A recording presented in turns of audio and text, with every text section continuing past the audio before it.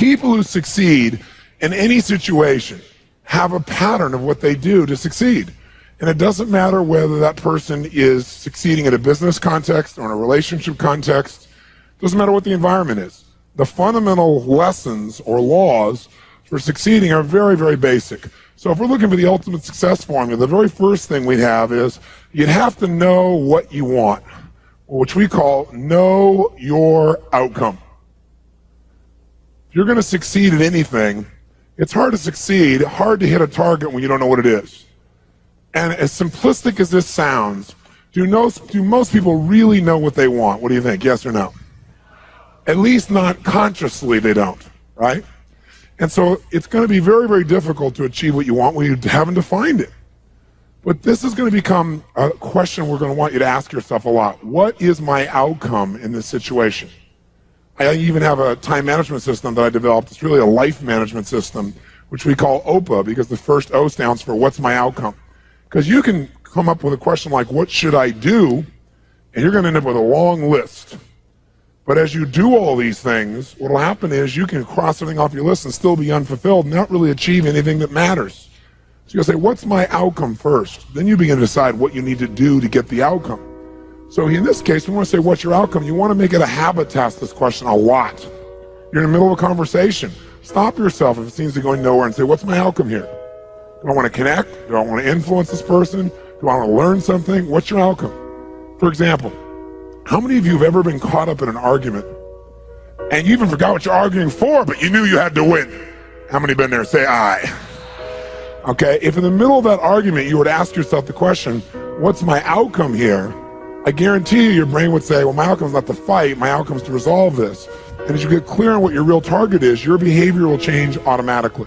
So very, very few people know what they want. And the more clear you can get about what you want, the more you can really achieve. So right underneath this is the subset of number one, still number one, just like clarity is power. Clarity is power. The more clear you can become about what it is you really want, the more power you're going to have. Because your brain is like a servo mechanism in a bomb, as an example. When they send a missile out, it has a servo mechanism. It knows what the target is, and when the target moves, it follows it. Well, your brain is very similar.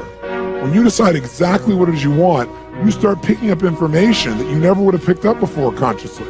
For example, have you ever bought a particular car maybe, or maybe a certain outfit, and then all of a sudden you see that car or outfit everywhere? How many of you had that experience? Say aye. Well, was that car outfit already around you all the time? Yeah, but you didn't notice it because there's a portion of your brain that is responsible for one thing, and that is screening out 99% of what you see, hear, and feel in life. Because if you were to notice everything that's going on in this room right now, you go stark raving mad. But most of you don't. You pay attention to a small number of things. If you could right now, notice what? Millions of things. You could notice my voice. You could listen to what I'm saying. You could notice what's going on in the background, the screens. You could hear the air conditioning. You could smell your neighbor after all that jumping up and down and notice that, right? You could feel maybe a little sweat trickling across your chest or whatever was going on after all that jumping up and down. You could feel the blood maybe vibrating or circulating through your left eardrum, but you don't think about those things. So maybe I mentioned them or something triggers it. So this part of our brain that's responsible for deleting most of our thoughts and most of the things that are going on around us, that part of our brain, when it knows what you want, it makes you notice those things. You suddenly see that car because it's important. It's called the reticular activating system. You don't have to write all that down. For short, it's called RAS. The reticular activating system tells your brain what to pay attention to. So when you say, this is what I really want, now anything that relates to that you wouldn't have noticed before will start popping up into your focus. And a lot of times people say, it's amazing. I decided this and it was kind of, synchronicity. These things started popping up. Well, these things were probably around you before, but you never noticed them because you hadn't decided your outcome. Now, when you know your outcome, you're ahead of 95% of the population, but that's not enough. The second thing you got to know is a lot of times you know your outcome, but you lose your drive.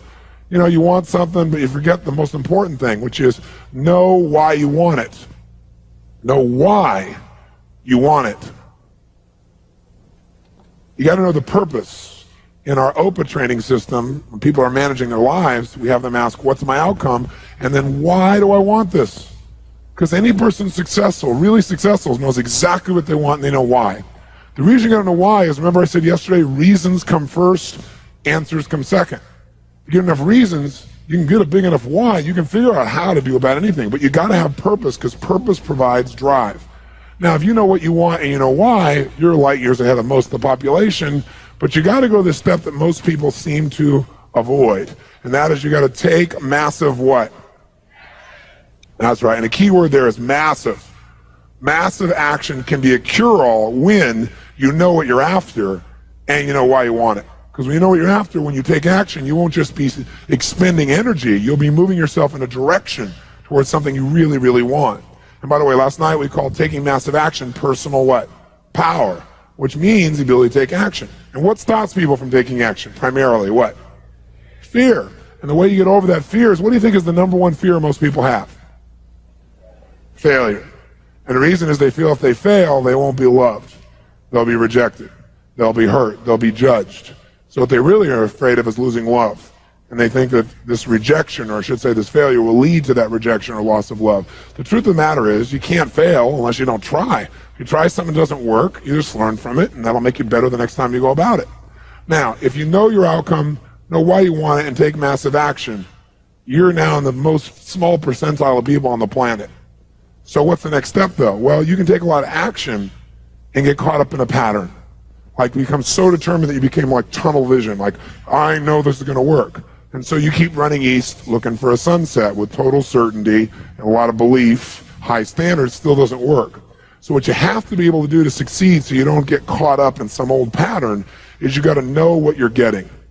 Know what you are, know what you're getting. The word we use for this, as for short, is we call it sensory acuity. Sensory acuity is the idea that you want to become acutely sensitive to whether what you're doing is working or not. You don't want to just say, okay, I know what I want, I know why I want it, I'm just going to make it happen, this is how I'm going to do it. You keep hammering it and hammering it and hammering it, doing something that doesn't work. And people do this all the time, right? Do the same thing over and over again, expecting a different result. That's called insanity. You can't do the same thing again and again, expect a different result when you can see it doesn't get the result. But we get caught up in our patterns. So we want to get really sensitized, acutely sensitized, sensory acuity, to whether what we're doing is working or not. And by the way, sensory acuity is really the measure of a person's intelligence. What I mean by that is, how do we measure intelligence? Intelligence is a measure of the number and quality of distinctions you have in a given situation. Like, for example, if you talk to Eskimos, that's actually not the politically correct term anymore, I guess it's Inouye.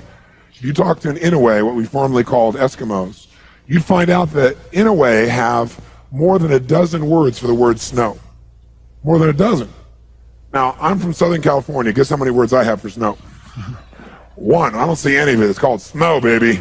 Right? But they got to know what kind of snow. They got to make more refined distinctions to be effective in the world, to get their outcomes. They got to know what kind of snow you can build an igloo out of, what kind of snow you can take your dogs through, what kind of snow you can eat, right? What kind of snow you're going to fall through. So who has more intelligence, who has more power in that snowy environment? The Eskimo or me? Which one? Eskimo, because they have more sensory acuity. They have more refined distinctions about what each of these elements mean versus I just see it as snow. Now, if you took that Eskimo and you stuck him in my car in Los Angeles, then we'd find out that maybe I have a little more intelligence, because he might try to steer the thing using the rearview mirror, right? He just doesn't know. So since he doesn't have that acuity, he doesn't have those distinctions, he wouldn't do terribly well there. See, some people I could hold this up and I could say, what is this? And they'd say, well, it's a cylinder.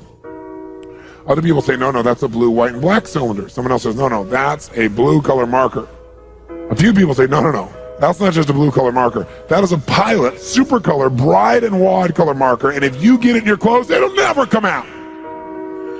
Now, which one of those people has more power? 1, 2, 3, or 4? 4, because they have the largest number of distinctions. So now, if you know your outcome, you know why you want it. You got your purpose. You got your drive. You got your A and OPA. This is outcome, purpose, action. You know the massive action. You're taking action, and you notice if it's working. What happens if you notice it's not working? You're taking action, but it's not getting you closer to your outcome. What's the obvious 5th step? The 5th step is change your approach. Change your approach. If what you're doing, your acuity says, is not working, change it. Now, what if you change your approach and that's still not working? Then what would you do? what would you do? Come on, what would you do? Change it again. Keep yourself in a peak state. Sit up in your chair. Some of you have gone back into that deep hypnotic state of learning, I can see. And what if you tried that and it didn't work? Then what would you do? What if that doesn't work? What do you do? And what if that doesn't work? What do you do? What if that doesn't work? What do you do? What if after all that it still doesn't work? What do you do? And what if you try that and it doesn't work? How many times? Until you find out what works.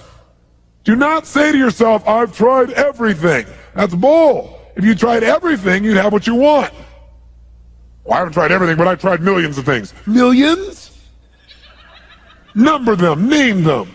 Well, maybe tens of thousands. Tens of thousands? Name 1,000. Well, maybe 100. Name 100. Well, maybe I did these 2 things over and over again that don't work. Okay? But when we start saying, I've tried everything, we tend to incant that, don't we? We make it an incantation, and then we believe it. And since we think we tried everything, we just give up. That's garbage, not true. Hey, let me ask you a question. How long would you give your average baby to learn how to walk? You know, before you shut them off and didn't let them try anymore. You know, what are you, crazy? My kid's going to keep trying until he or she walks. Magic formula. When almost everybody in the whole world walks. Okay? So this is the ultimate success formula. It comes down to knowing what you want, why you want it, taking massive action, know if it's working, and simply changing your approach until you get it. That's it. Anyone who succeeds does this. They may not call it Robbins' ultimate success formula, but I guarantee they did it. I mean, corny example. Thomas Edison, these lights in here. Did this guy know his outcome? Yes or no? Yes or no? He was absolutely clear. Without knowing the outcome, he couldn't have built that in a million years. It didn't exist before. He had to decide he wanted to create this result without the use of candles. Did he know why he wanted to do it? You bet. You read his writings, this man had a sense of incredible purpose and drive. Did he take massive action? Yes or no? Oh, yes. Tens of thousands of experiments. Did he notice when it wasn't working and learn from it? Yes or no? Did he keep changing his approach? That's why right now in this room we don't smell candlelight. Right? Now, if you know the old story of him, it's written about him in his early days. He says he's got his best friend with him. He's doing this experiment, and as he's doing it, he creates a small explosion, which shakes the room, scares both of them very, very severely. And then at the end of that, he gets up, and his friend is totally shaken, freaked out. He pulls out his journal, and he starts writing. And his buddy says to him, "What's the matter with you? Insane? You almost killed us. So you're going to wait till you have 10,000 failures before you give this stupid idea up?" And Edison's response to him was, "I didn't have a failure there." He goes, "That's your 9,999th failure." He said, "No, it's not." He said, "I discovered the 9,999th way not to invent the electric light bulb. But I did discover how to create a small explosion which may be useful in the future somewhere else." Interesting, right? Because he understood what this process was. Hey, did Bruce Springsteen use this? Do you think he just went out and used his gravelly voice and said, "Hey, baby, born to USA," and everybody went, "Yeah, you're it, man"? Is that what happened? No. What really happened, if you know his story, was that all the agents and people he went to try and book with said, "Just play the guitar and keep your mouth shut. Your voice is gross sounding. It's gravelly. It's irritating. No one is going to like the stuff. Keep your mouth shut and play the guitar."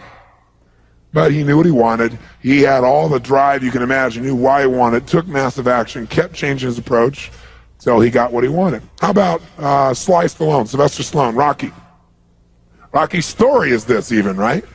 But Sly's is too. Sly's a good friend of mine. And when I first met him years ago, he's listening to my tapes and stuff, and he invited me over for dinner. We started talking. And I said, I've heard your story from other people, but I really love to hear it from the horse's mouth. I don't know how much is mythology, urban myth, and how much is true. So he told me his whole story. He said the essence of it, though, was, he said he knew his whole life what he wanted to do since he was very, very young. He wanted to be in the movie business, period.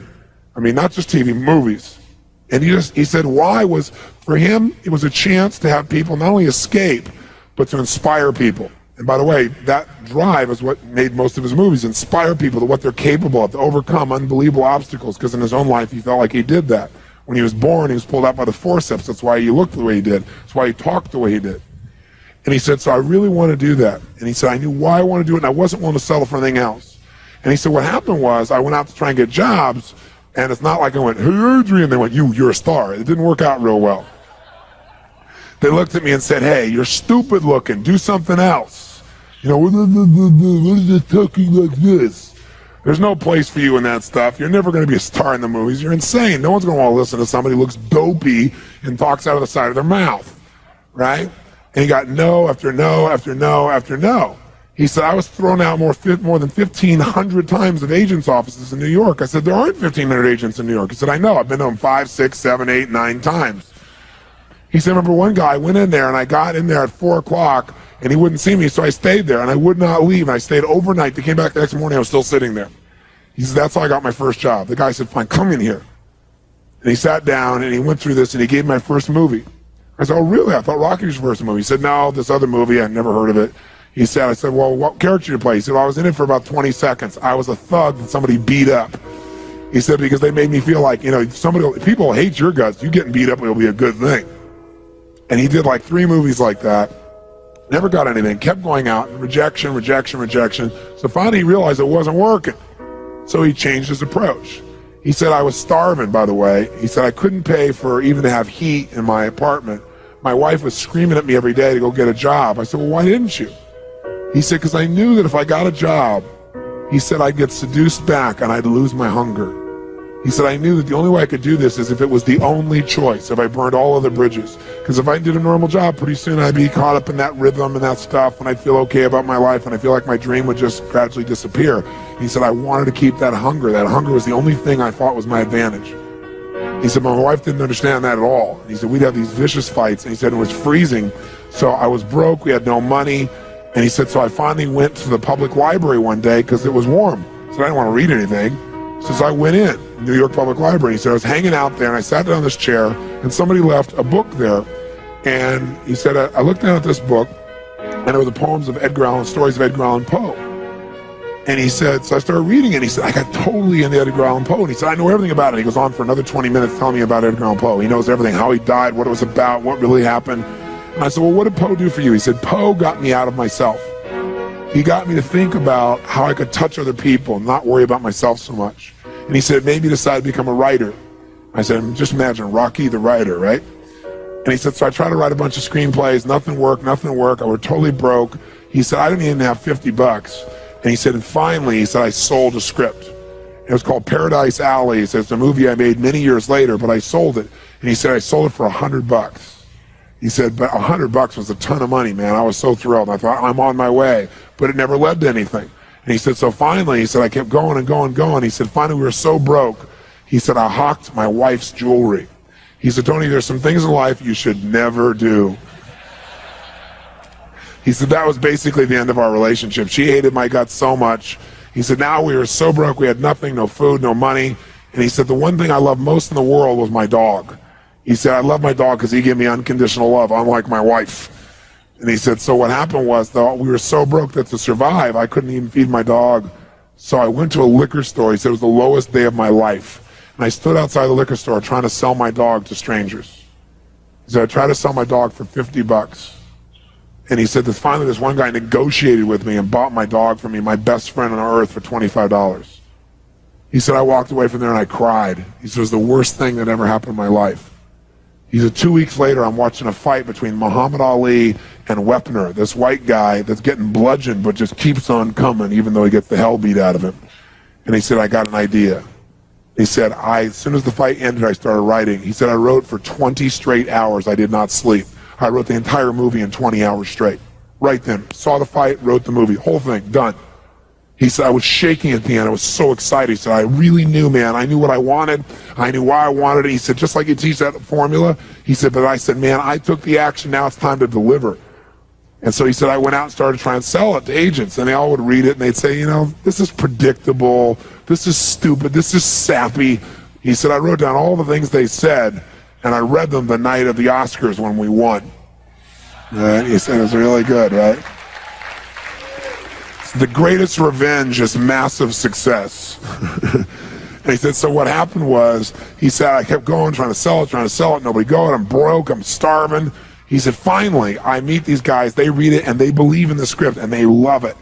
And they offer me $125,000 for my script. I said, oh my God, you must have been out of your mind. He said, I was. I said, just one thing though, guys, you got a deal based on one thing. And they said, what's that? He said, I got a star in it. They went, pfft. What are you talking about? You're a writer. He said, no, I'm an actor. He said, no, you're a writer. He said, no, I'm an actor. That is my story, and I'm Rocky. He said, I got to play it. I got to be the head person. I got to be the starring role. And they said, there's no way. We're not going to pay you $125,000, take some no name and stick you in that and throw our money away. We need a star, And they want to have Ryan O'Neal play Rocky, to give you a picture. Can you imagine? That's who they picked, right?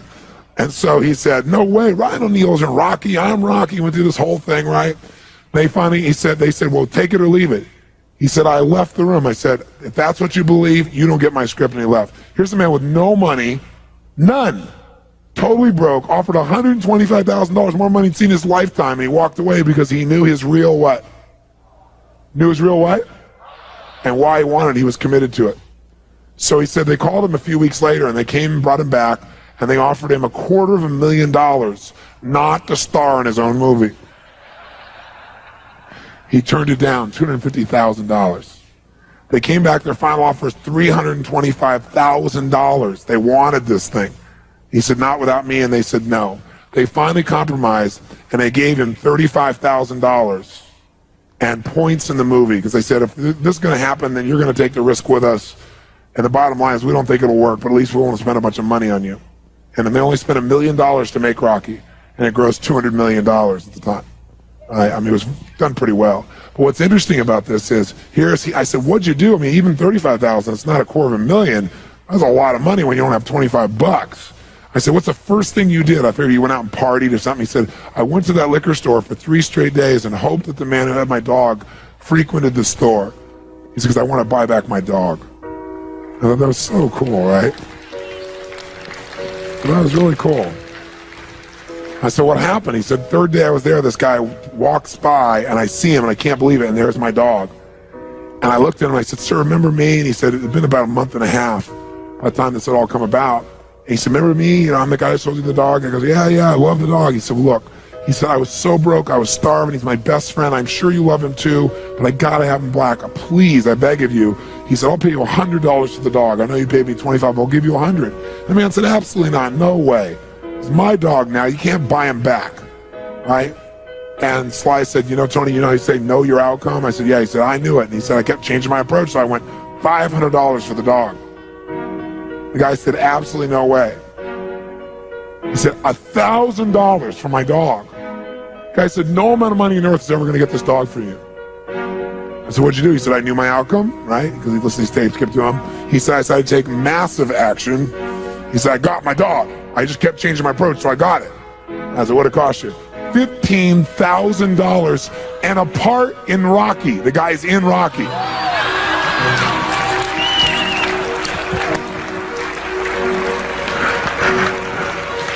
You know that dog in Rocky, Butt Kiss? That's Sly's real dog, right? That's the dog. He bought him back. So he put his dog in the movie, and he put the guy in the movie and paid $15,000 while he had $35,000. Isn't that pretty cool? Pretty awesome.